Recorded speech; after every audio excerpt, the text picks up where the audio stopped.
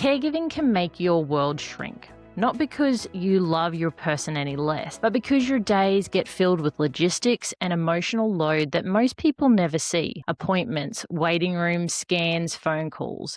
The quiet dread before the results. The exhaustion after you've been strong for hours. And often the hardest part is that there isn't always language for what's happening inside you. That's why today's conversation matters, because sometimes the thing that helps isn't another piece of information. It's a safe place for your nervous system to land. Today's guest is Britt Michaelian. Britt has 2 master's degrees in art therapy and marriage and family therapy, and she's worked as an expressive arts therapist inside hospital pediatrics, oncology, and heart transplant units, supporting not only patients, but also families and care teams living under sustained stress. And Britt also brings lived experience. She cared for her mother, father, and sister through their cancer journeys and supported her nephew during these seasons of caregiving and grief that were relentless. Just a gentle note before we begin. Today's conversation includes grief, illness, and caregiving stress. Please listen in a way that feels supportive for you. You're welcome to pause and come back at any time. If you'd like support and a guided space for this kind of reflection, holding gratitude and truth together, you can download my free gratitude journal. I'll link it in the show notes. No pressure, just there if it supports you.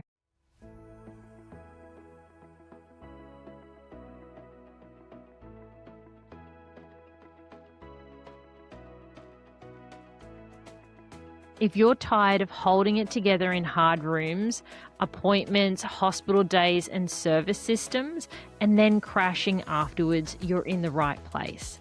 Hi, lovely. Caregiver to caregiver, I'm really glad you're here. I'm Michelle.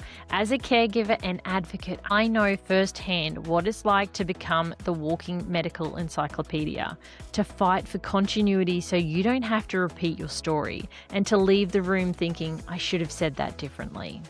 No pressure, no perfect routines, and no toxic positivity.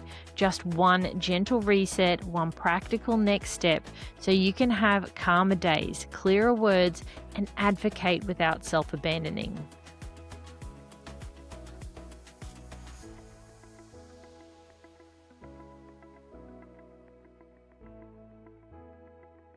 In this episode, we're talking about how art and creativity can become a sacred space in the middle of caregiving, not as a performance, not as making something beautiful, but as a simple, accessible way to process what your body is carrying when words simply aren't enough. This is for the caregiver who feels emotionally full and needs one small practice that helps them breathe again. Britt, welcome. Thank you so much. Let's take a breath and start. Britt, I'd love to start with your story gently. When you look back on that season of caregiving for your mum, your dad, your sister, and your nephew, what did grief and the responsibility feel like in your body day to day? I think it just depends. Every day was different. It really just depended how I woke up in the morning and what I was faced with that day.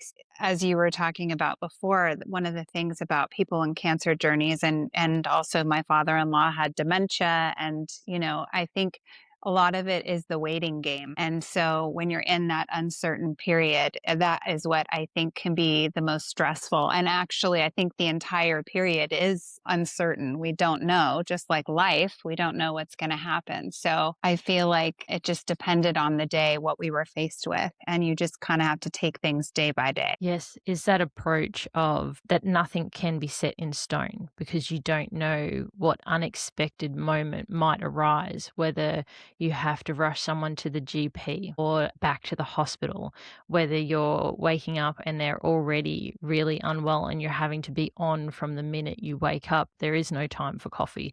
There's no time for settling in, and you just have to readjust the way you thought your day was going. So there's that flexibility that nobody talks about. And as adults and as children, we still struggle with goalposts being moved without our knowledge or unexpected. And it takes a lot of mental gymnastics almost to kind of be able to go, right, that's not getting done today. And that's okay. And as we go through our day, sometimes that kind of catches up with us and plays in these loops in our brain at nighttime where we're like, oh, I forgot to do this. I didn't do this. And then that also is not seen by anybody. It's not recognized that when everybody else goes to bed, we might still be doing the dishes because we didn't get to them. And then we go to bed and we've got that, I should have said this better and I didn't do that. So was there a moment you realized that I need a way to process this that isn't just talking? And that's when art became that place? You know, it's interesting. Before my sister got sick, it was really my sister who was sick for 4 years. When my mom got sick, I was just, really focused on being a mother and taking care of her. And then my father had cancer. But it was really when my sister was diagnosed that she was telling me, you need to be doing art. So she got me paint by numbers kit, because paint by numbers is really nice because you don't really have to think about anything. You just kind of follow the numbers and the color. And there's something so therapeutic about having those kind of guides in place, whereas if it was a piece of art where I was going to put it in a gallery, I would have an idea of what I wanted to create. And there's a little bit more pressure. And with the paint by numbers, it's just right there and you just show up. So for me, that was a really great way to express. And then the other thing that I found really helpful is journaling. Journaling, especially like what you were talking about, because at night before I would go to sleep, my mind would race so much with things that I needed to remember. And I found that if I journaled at night and wrote down all the things in my mind, then I could sleep easier because I had it all down on paper and I knew that it was there for me in the morning. I think journaling is underrated when it comes to those therapeutic moments. And a part of that for me was in those really hard rooms when a doctor was telling me something that didn't have an outcome, like your son has had a brain hemorrhage. We don't know whether he will live or he won't. Like those really hard moments where you don't know what to grasp, but you have to still hold it together because the person waiting for you in the room needs you to be the steady, calm, everything is under control. And so I really found gratitude and like tiny moments of gratitude. That nurse gave me a hug. That person said I had nice earrings. How nice I got to have a hot chocolate. And they were just tiny little moments. But in those hard rooms, it was being able to draw those gratitudes back out, to have one moment of my son smiled when he did this. My mum did this amazing thing and got me a pair of pajamas. And then that became how I started journaling, because I'd get there and I'd hold my pen and I'd want it to be this perfect piece of material. And so I didn't know where to start. And so these tiny little moments then allowed for the flow just to go, and you were aiming for just a couple of lines and then it was still going a page later when you were getting all of those things out. So I really think those are valuable tools. And I loved the paint by numbers because I am not artistic I can't paint for myself in that way. So I also find things that I don't have to think about to add more really therapeutic as well. And I got goosebumps because I was like, yes, I can do paint by numbers. That's something that is a possibility. Yeah, coloring books have the same thing. You can get coloring books for little children. They're just as gratifying for us. And then they have the other newer coloring books that are more for adults. But it's all just so amazing, especially when you need to do something sort of mindless, but at the same time, it just does release pent up tension when you're in these stressful times. And I love what you're talking about with gratitude, because I feel that the more we're thinking about the things that we're grateful for, the more things we are grateful for. Do you know what I mean? Blossom. When you train your brain to think about what you're grateful for, it's in those moments that are difficult. And you can find gratitude in those moments. That's like the hugest challenge of life. And at the same time, such a wonderful gift for you to give yourself and everybody around you. That realization that, yes, this is a hard moment, but this is just a moment and we will come through. And it may not be the way that we want it to be at the end, but we're still able to, in those moments, pick up that my child giggled when I told them about this story, even when it was that hard moment. And so if we are going on a journey where maybe they don't survive, maybe they do, and there's that unknown fear the unknown, because we can't control the situation. We don't have control of the outcome. It gives us moments of wonder that we can come back to in our grief. And grief is such a ebb and flow process because we have grief in so many different aspects. It's not just when we lose somebody. And so I know that you've worked in hospital units with patients and families. What did you notice again and again about what caregivers carry that doesn't get acknowledged? It's really interesting that you asked that because I had one patient that was in the pediatric unit and she was 20, so she could have gone to the regular, oncology unit, but she was in pediatrics because she had been there for so many years. And so she knew all the nurses and she passed away on Easter and and I was working on Easter and all of the nurses that were working that day needed somebody to triage with them emotionally.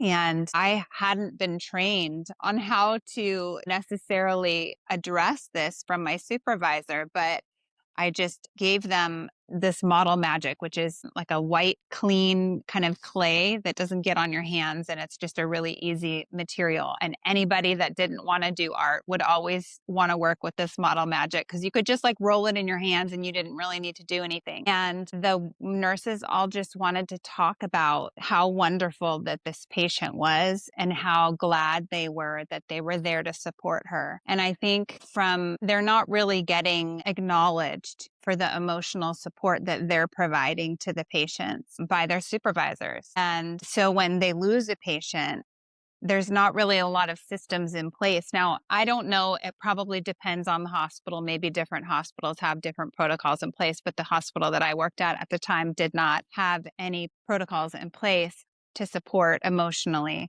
the staff that when they lost a patient. But I felt such a gift to be able to be there and to offer them something and have them going from crying and talking about their memories of this patient to them laughing and talk. And so it was the transition of just providing that space for them, the container for them to process their emotions in that moment. And the cool thing about model magic is you don't need to like really look at what you're doing. It's more just like a tactile thing. So they could look each other in the eye and have conversations and we could all talk while we were making stuff. And so it allows you to process emotions without even realizing that you're doing it. Because you're working energy out through your hands and you're looking at people, but you're also kind of building something and creating something. I think from working in the hospital, that is the number one. You can find this model magic. I think Crayola makes it. It is, and there's probably other versions of it now as well, but it is the best material for people who don't consider themselves to be artistic, but want to just, work through some stuff and build something. And it sounds like that model magic is a way of them letting go of their barriers to being vulnerable because Yes, it's giving exactly. them a space where they don't feel like they're being judged. They don't feel like their vulnerability will be used in a negative manner. And you're right, being in hospitals and having the same nurses again and again, knowing your children. Had an experience the other day where we ran into a nurse who looked after both of my boys, and you don't realize how much memory they maintain for each of their patients who make an impact on their world. There are patients that come in once and they never see them again, but it is those patients that come in and out for years and years that imprint on them. Mm-hmm. And it is really hard when the doctor makes a decision. The nurse has to follow through with that decision, and then there's a negative outcome, and the impact on the nurse, the parent who's the caregiver, and the actual patient themselves, because then they have to build that trust back up because they normally aren't the ones hurting them or causing them more discomfort, but the doctor is there for 15 minutes or 5 minutes once a day, whereas the nurse is generally there for a 12-hour shift. And I don't think in my 15 years of coming in and out of pediatric spaces have I seen a level of care and support by supervisors. Normally it's the fellow nurse or it's the specialty services who are providing that additional care. And I think also in that space where you're a therapist or you're providing a therapy of some description, music therapy, art therapy, animal therapy, I feel like they also have a weight when the parents or the caregivers of the loved one falls apart because Yeah. you say something nice to them, like, you look so pretty today. And that it's just that one kindness that they didn't realize that they needed. And I think that that's something that needs to be acknowledged as well, is that those therapies don't just provide a lifeline to our loved ones who are going through the medical treatment, but it's multifaceted and multi-layered as to where that therapy is accessed. And here in Australia, those therapies are generally the first thing that get cut when there are, cutbacks in funding and those types of things. And I think when you talk about like the value of that service, the amount of times we've had to fundraise to keep it, to advocate for it, and it's the parents and the carers and the grandparents who are in there every day that really need to be that voice of, this is like a lifeline. This is a non-negotiable situation that needs to be maintained. And we've been able to keep that here in our local hospital, but it is a fight. And I don't think even the higher ups realize the significant importance of art therapy, music therapy, animal therapy for just recovery and the benefit of the outdoors and all of those things are spaces that create or make hospital more manageable. And I want to ask about creativity. When caregivers are like in survival mode, whether that be a parent or a nurse or a doctor even, why can creativity help in a way that thinking or problem solving just simply can't? Because it gives you a nonverbal way to express yourself. We live, especially people who are in that professional capacity, it's very much about communicating verbally what's going on, what are the proposed treatments, what's working, what's not working, that type of thing. But it completely ignores the emotions that come up during this. People are human, so we have traumas and things that we've been exposed to.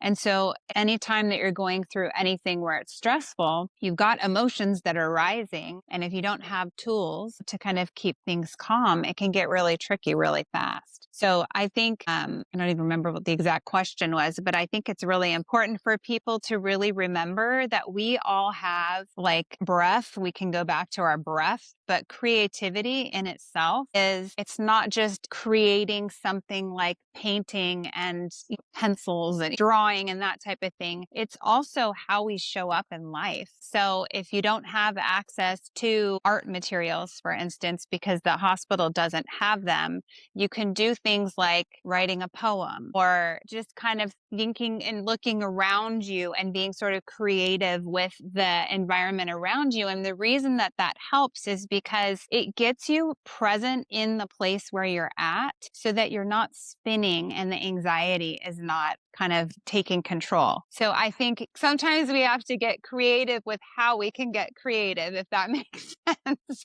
because we don't always have access to model magic and colors and all of these things. If we do, great. But I think it's important. One of the reasons why I think art therapy, music therapy, animal therapy, all of those things are so important, especially in the hospital setting, because when you're a patient or when your child or a family member is a patient in the hospital, everybody that's coming through that door is going to draw blood, or there's needles, or there's a test that needs to be done, or there's some news that needs to be delivered. And so the tension is really high. Whereas when these other types of therapies come in, it's like you can relax because you know that there's nothing that's going to be taken or nobody's going to touch you in a way. You just can be. And I think that there's so much value in that for people. And so the idea of taking any of these away, it's like that is, in order to heal, we need our energy and our emotions to be elevated. If we're very heavy and depressed or scared or in the lower frequency emotional states, that has a negative effect on our body. So we want to keep ourselves in that place of gratitude, in that place of love, in that place of creativity, because that allows us to sort of be empowered in the surroundings around us. Also, from what you're saying, it's really important for caregivers and loved ones and those patients who are actually living it, is that art therapy isn't requesting you to be an artist. It's creating a space for you to freely express without judgment or critique. And so there is no pressure, no stress. It's a different way of thinking about, well, I can't do art therapy because I can't paint, I can't draw, I'm not creative, I don't have a creative bone. It gives them the freedom to create, be joyful in that moment, be present. We're talking about colors by numbers. It's therapeutic because you literally are searching for the number 11111 to do all of the ones on the board. Or you might decide that you're going to do each corner and do every number as it goes across. And so there's that freedom of choice that you may not have when you're being treated. It's a freedom of choice because you've lost your patient and you have to go back to work. You get 30 minutes, you have to suck it up because you still have 8 hours of your shift left to do, and you get to grieve when you go home. And so I think it's beautiful to think of it not as you're requiring to be an artist and this is being put on display, but this is a freedom of expression that comes with no barriers, it comes with no judgments, it comes with no pressure to perform or to do something in that way. And I wanted to talk about what are a few signs a caregiver might be reaching their limit emotionally, even if they're still functioning. They've got the smile, they're put together, they've got their medical hat on, and they're still charging ahead. I think for me personally, but also just in the other caregivers that I've witnessed, being tired is kind of like a sign that you need to take a break. Irritability is another thing that's really an indicator that you need some time. And then sadness. I think sometimes people, when you get to a certain point where you're just crying, or when, you're constantly feeling like that lump in your throat, it's definitely important to take a moment. And in those moments, we don't always think, okay, what tools do I have to address this? But I do think it is a good idea for all caregivers to have sort of their emotional toolbox of ideas that they have with them. I don't know if you talk about this, but I know that the gratitude is a huge thing. If you can go back and take inventory of all the things that you're grateful for, that's a wonderful place to start. From an energetic perspective, gratitude is the highest frequency emotion. And so if you are in a lower frequency, sadness, fear, that type of thing, thinking of what you're grateful for will help raise your frequency. From an art perspective, I think if you can have just a notebook and paint by numbers, if that sounds fun, or a coloring book, if that sounds fun, you can just use crayons and tap into your inner child. Or if you want to be a little more fancy, you can get colored pencils. And I think just having something, a journal is obviously a great thing to have. And a lot of people will be able to utilize that if you need to, because I know a lot of times if you have somebody who's in the hospital, you need to take notes, what medications they're taking and stuff like that. So if you can have another journal that is just like your mental health journal or your gratitude or your emotional support toolbox journal. And I think that that's a really important thing for people to remember. For anybody who's listening, you just grab an extra notebook if you can, so that that's like your space for when you find yourself at that breaking point. If you can't go take a nap because you need to be somewhere or you need to take care of somebody, or if you are angry, just process it in the notebook. And then it's a safe, contained place where you can close the lid and put it away when you're done processing. But I think just having a space that you can give yourself is really key. And I think that leads into sacred space. And I love that idea of creating a space where caregivers might not feel like they have time or privacy. And so what can a sacred space realistically look like in a hospital setting or at home when you're caregiving for someone? I like to look at the sacred space from my perspective as a habit stacking moment where the space is me and the space is then what I create from it in my moment. What do you realistically feel like a sacred space looks like? It's so funny when you ask this. But one thing that I used to do when I would get overwhelmed when I was in the hospital, whether I was working there or when I was there with one of my family members, is the bathroom. If I needed to get away, that was a safe space for me to just go and close my eyes for a minute and just breathe and be alone.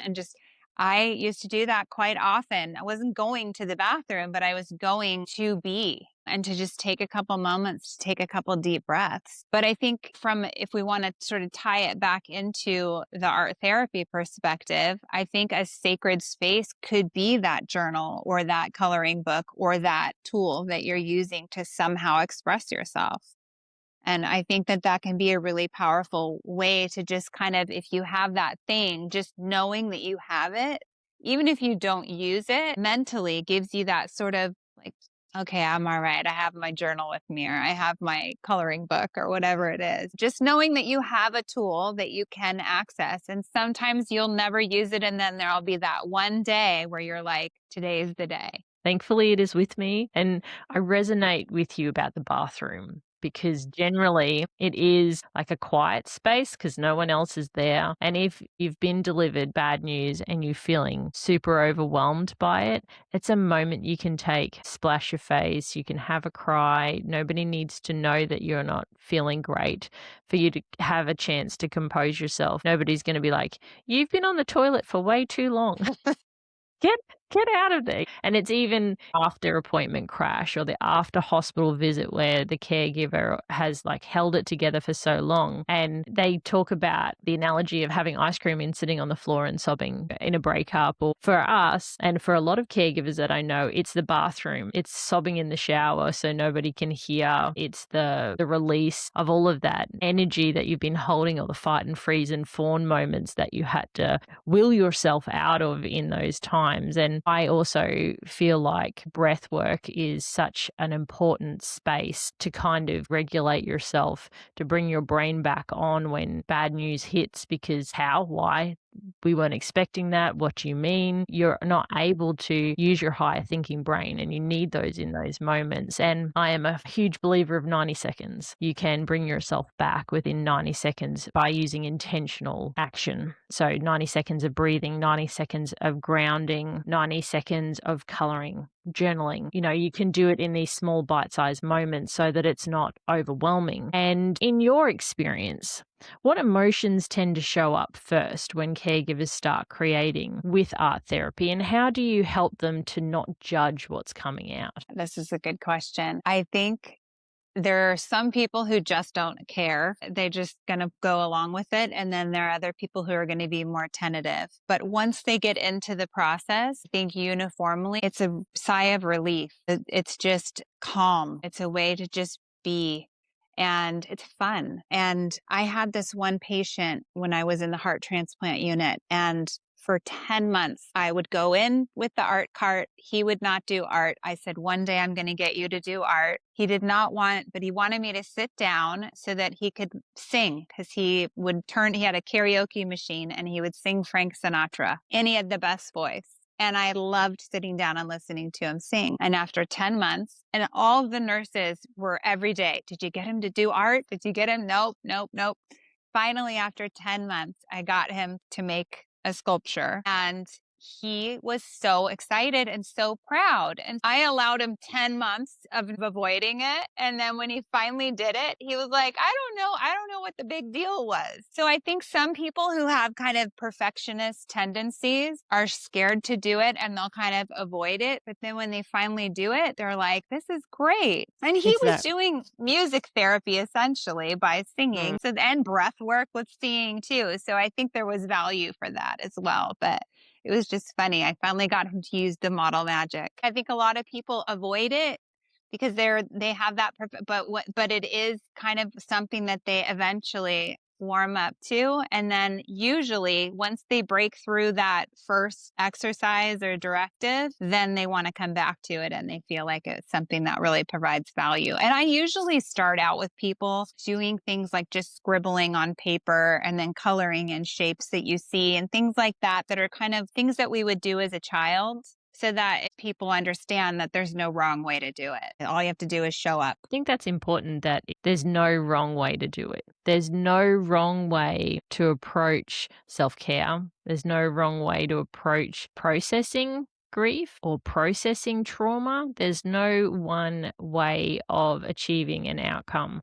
And I think that takes away the pressure that we're not after perfection. We're just after a release of joy, a release of kindness. And that's really beautiful, that story, because I have seen that where people, no, I don't want music therapy. No, I don't want that. The animal, no, I don't want. And it's always a no until they're starting to see, especially when you're in a public hospital. In private, generally they're in one room. And same with oncology spaces as well, because of the risk of germs and things. Normally they're more in private rooms, so they don't get to see what other people are experiencing either. And I think that also has a prolonged impact when they can't see the benefits of just being expressive. And I love that he was singing and using it differently, and that perfectionism moment where, but what if I do it wrong? And changing that mentality to there is no wrong way. This is your way. This is you're in control. You've got the freedom. You can do as much or as little as you like. And I really appreciated when you talked about the line drawings where you just get them to scribble and then find the shapes and spaces. It kind of frees the mind of drawing a picture that looks like a picture. And I love that. And I also love that the magic clay that you've been talking about doesn't transfer onto skin. Yes, it's fully clean. I don't know if there's alcohol in it, but but it doesn't get on your hands. So it's great in the hospital setting because there's nothing to clean up. And then after a while it dries, so it gets hard, and then you can Nice. paint it if you want to. And I think that would be great for anybody who struggles with sensory input, that they're not going to get messy, that they can actually experience something without the fear of transfer. And I think that's a great therapeutic tool as well. When we're looking at occupational therapy and ways of interacting with people who are on the spectrum with autism or ADHD who also have comorbid condition of sensory processing, because that can impact how we interact and how we approach play. OCD with not wanting to get hands dirty. There are so many moments where that just was like, yes, I could use that with my child here and I could use it over there. And it's something that could be universally used in that space. So thank you for sharing with the other caregivers, because I'm sure anybody who has children who have sensory processing, they'll be like, yes, no mess. Yes, Yeah. we're not having to, not having to stop every 5 minutes because we have to wash our hands, or we need to put gloves on, or we need to find a way. And if that was the case, we'd still find that way. But it gives us another option, a different way of approaching care. I always like to leave caregivers with 3 simple things that they can walk away with, that they can do within 5 to 10 minutes in their day. So I'd love it if you could share 3 simple creative practices that are caregiver friendly, or their loved one friendly. That means no mess, no special supplies if they don't have it, something that they could turn to their pantry or their office to access. Yes. Anybody who's needing to ground and who wants to use some earth materials, I think finding leaves and creating any type of artwork, you can put paper over the leaves and kind of just shade over them and see what comes through. That's something that anybody can do who's outside. And for kids who are in the hospital, you can collect leaves and bring them into them if they want to do something. It just kind of brings in a little bit of a connection with the earth. So I think that that's a thing that we're all kind of missing, especially when you're in that hospital environment. And if people want to stay a little cleaner, the model magic is always a great thing. You can actually take the model magic and press it onto leaves. Another thing I think that's really important for caregivers is if you have anybody else in your life, a partner, other children or other family members who aren't in the hospital, who are also in that kind of grieving, pre-grieving, stressful. I think it's nice to have a period of time where you all sit down together and don't talk, maybe turn on some music and get out some paper and a pen, or pens for everybody, or crayons, and have everybody just draw together.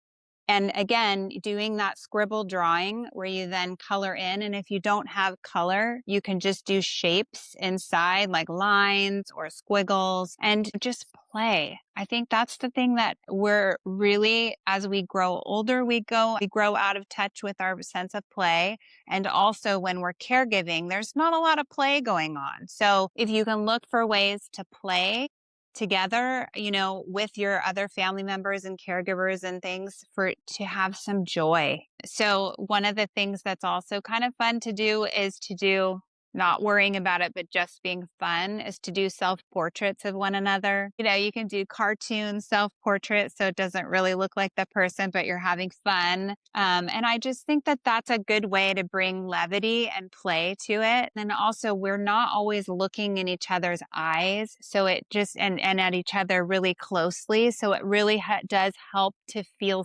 seen when somebody's drawing you. So there's something therapeutically there to have somebody draw you. It feels good, even if the picture is terrible or it looks like, how the heck can that look like me? But there's something really charming and connecting and beautiful about having somebody spend the time looking at you to draw you. And so I think, and if you just have a pencil and a piece of paper, you can do it. You don't need to have all kinds of different supplies. But again, going back to what I was saying before, is if you just have that journal or that coloring book or that one thing that you have always with you at all times, it's like your little friend. And I'd really like to just touch gently on one practice for grief and sadness before and then after, because obviously before they're still here and then after when they've passed. Is there one practice that you found therapeutic for yourself or that you can recommend from being in art therapy? One practice that I think is really beautiful for grief because it's so symbolic is if you have a piece of paper and you can use like a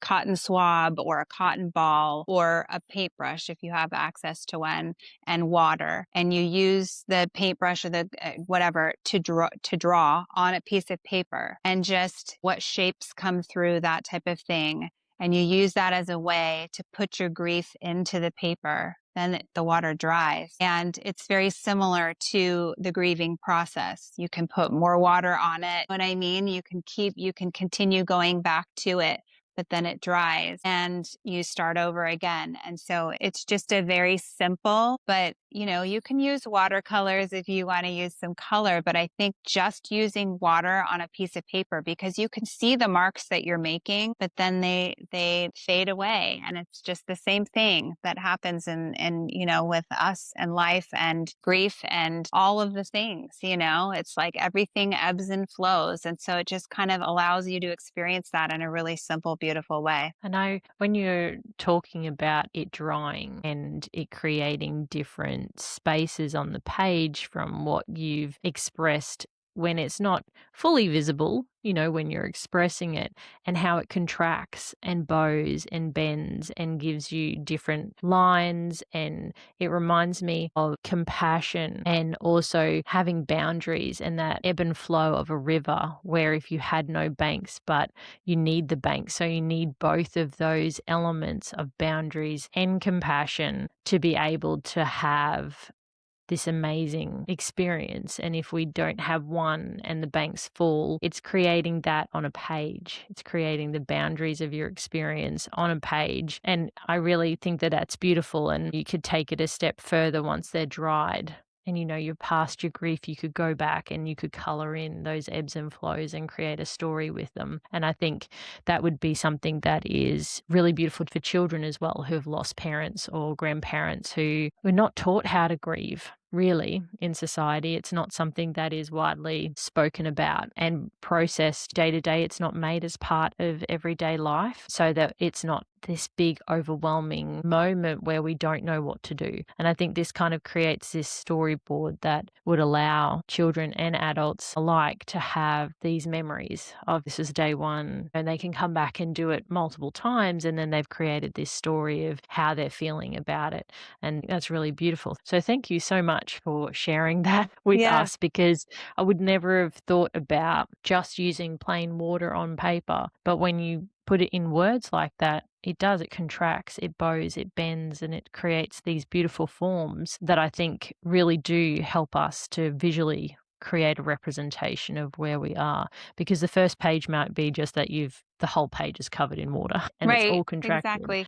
Yeah. but then it's less over time. And I think that also helps to show that we're moving. There's still movement through our grief. We're still managing. And then maybe halfway through, you have a moment where there's a memory that reminds you of something, and you might go back to day two. And it shows that transformative power across time. So I would just add, for anybody who's doing any of these art directives during this process, always date the page so that you can go back and know when it was created. And then also, because if the patient or loved one is creating that, it's just nice to have that record of when was that? Oh, okay, the date's here. I think that's a really good idea too.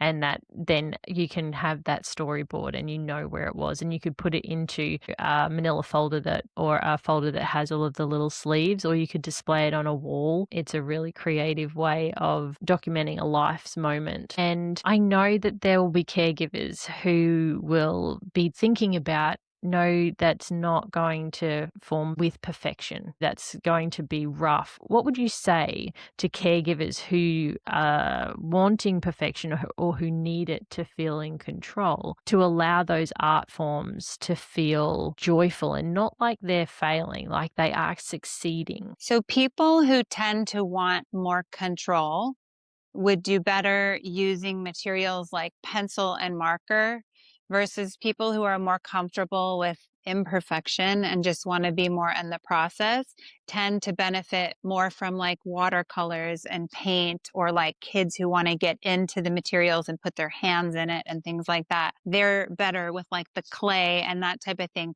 But I do have to say the model magic goes across the spectrum for people who like all of it. So it's just trying different materials and seeing which materials feel the best for you. And, sometimes people who are perfectionists actually prefer the watercolors. Watercolor is the hardest medium, and, crayons and colored pencils and markers are, kind of more specific and much easier to control. So for Mm. people who are very finite and they want to be very particular, they like those materials usually.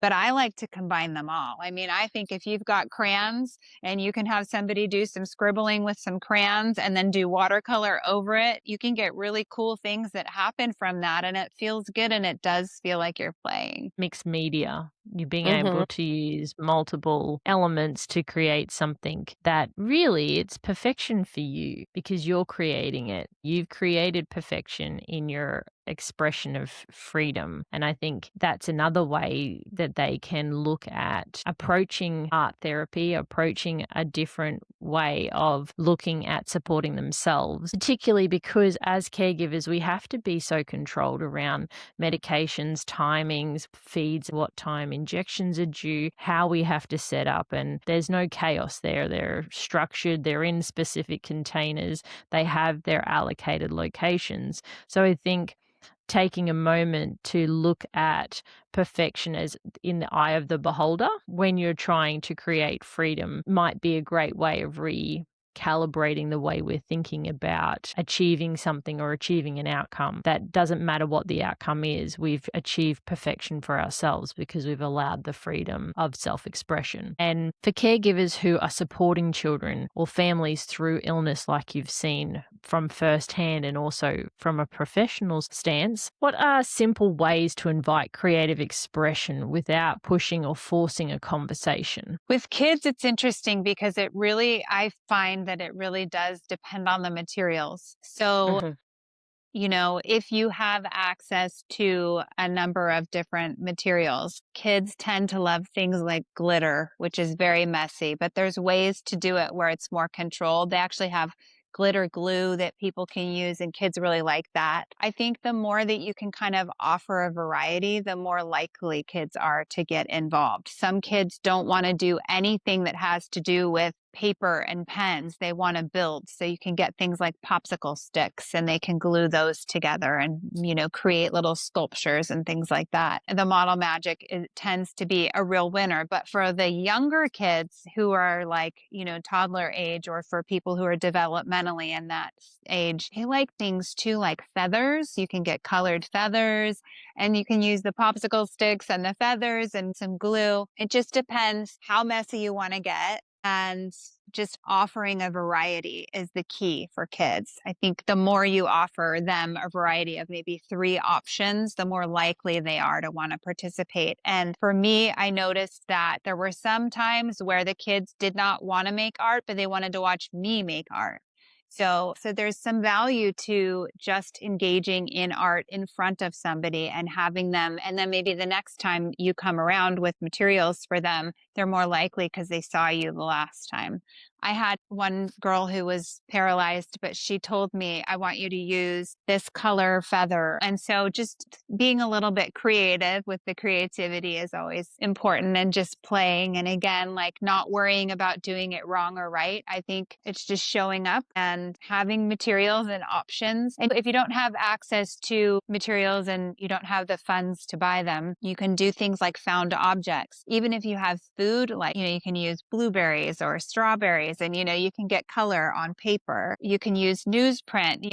There's all kinds of different options that you have. It really just depends on looking around and seeing what you have around you and then getting creative with that. If you have a pen and a piece of paper, you have something. And I really find it beautiful where the pressure is taken off in that first instance by seeing what it is that we do. We're having a go at it. We can be free in it. And then that takes the pressure off them as well of not knowing what to do. Maybe that has become a barrier of where do I start? And so I think that's really beautiful where you can also adapt to doing it yourself and modeling what it could be like for them. And that's also a fantastic way of bridging that gap so that also the caregiver or the nurse can see a different way of approaching a patient who may be having difficulty expressing, containing themselves because it's so traumatic or it's distressing or they just feel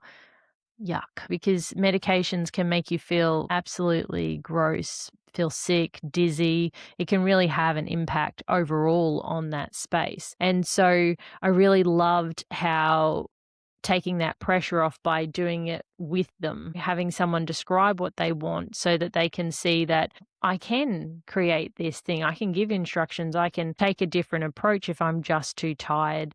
And I think that that's a beautiful way of approaching a therapy that may not be accessible in other spaces. And I also really loved looking at the different materials that you have if you don't have the finances, because being a caregiver can be expensive. We end up with lots of bills. So using pasta or using different mediums in fruit to make imprints like potatoes, you can cut out the stars. And again, because it's got a moisture content, the paper then will dry if you don't have colors. So I really think that that's a beautiful way of changing the way we think about art and the mediums, because originally you think glitter, you think paint, you think colored pencils. You don't think of, I could cut a strawberry in half and then I could make prints with the strawberry, or I could use a kiwi. There's all of these different ways of approaching art and being able to use it, even if you don't have access to money or you can't get to the shops, you don't have your independence, you can't drive, you can't do those things. So it gives our caregivers options. It gives our loved ones options to request.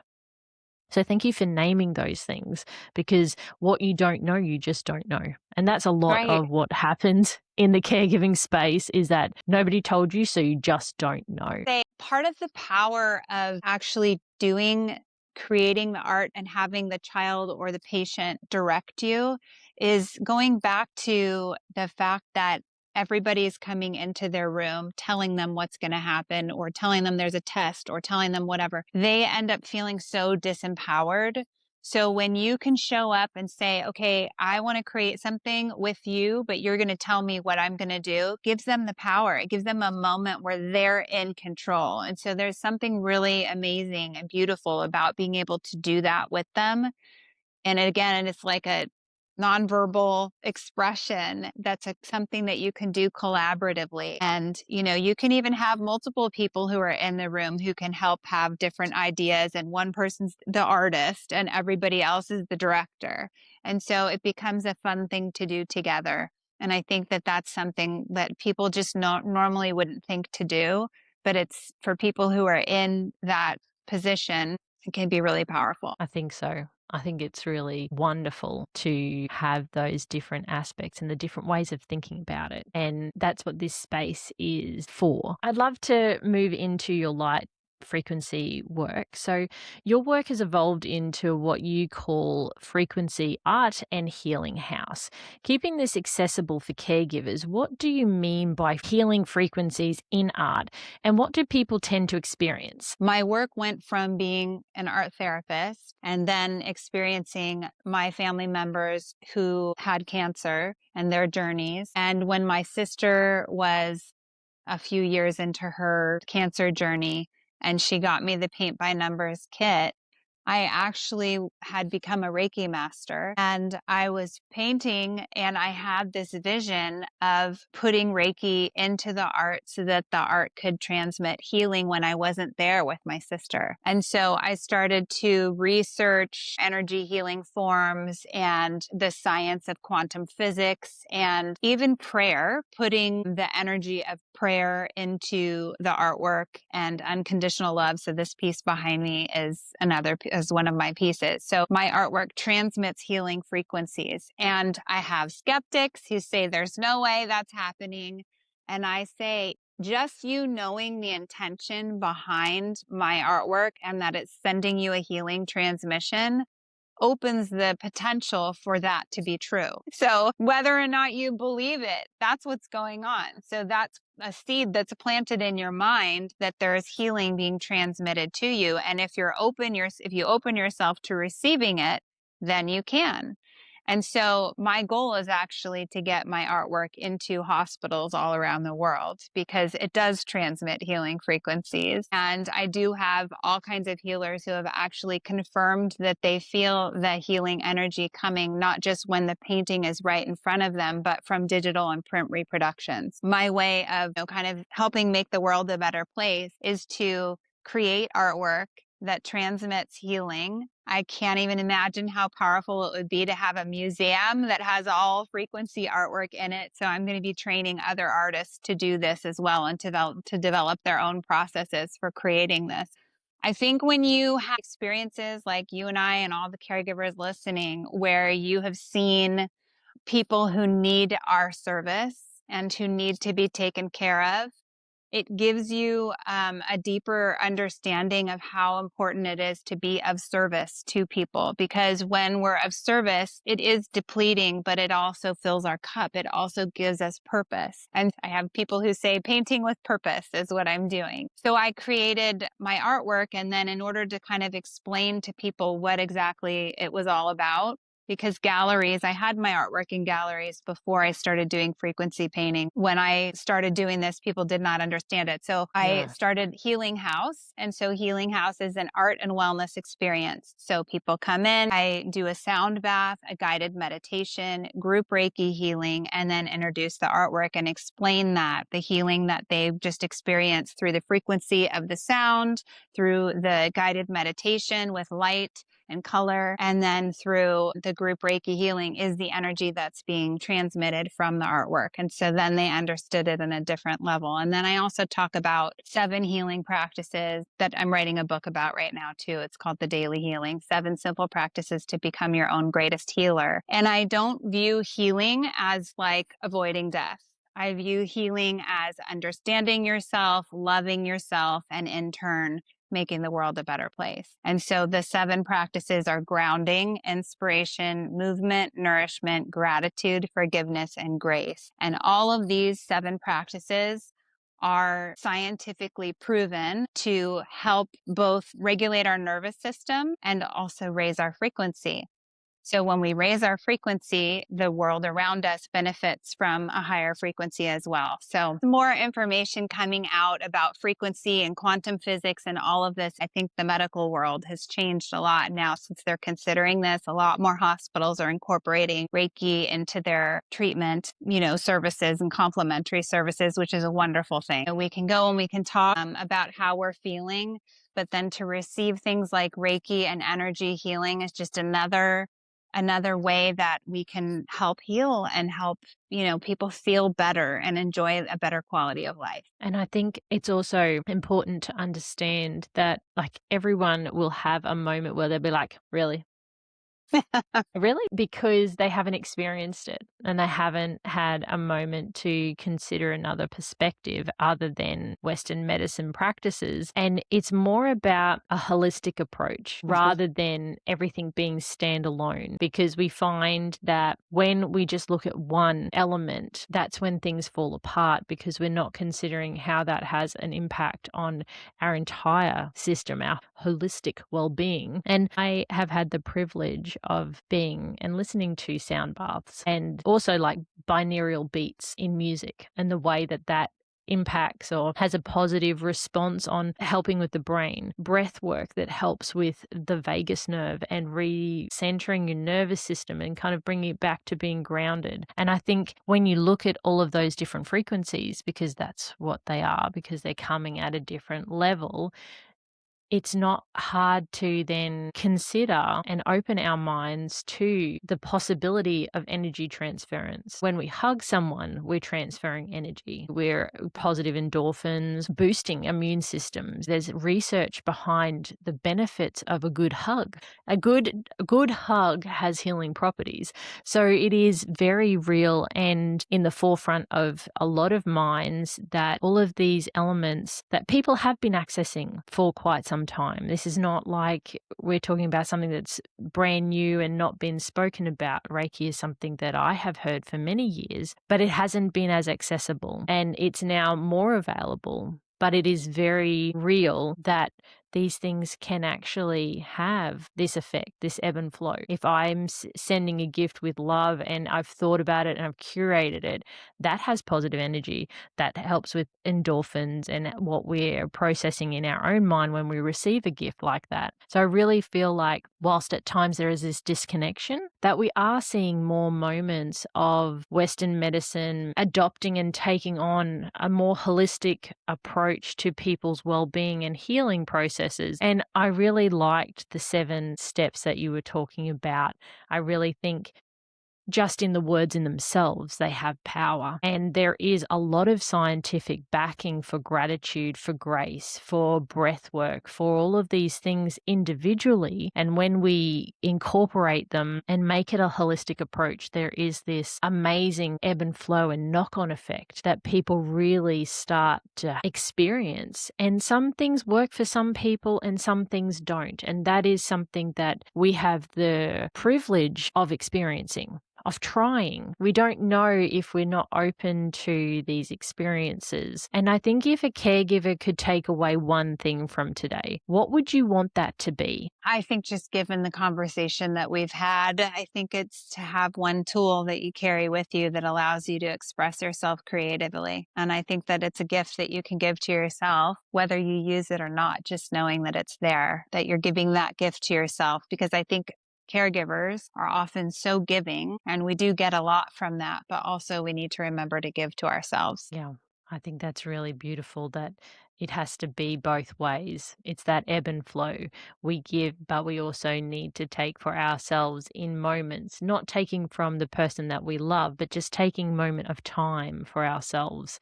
I think that's really beautiful. And if you could give a caregiver one sentence to carry with them through the hard days, what would it be?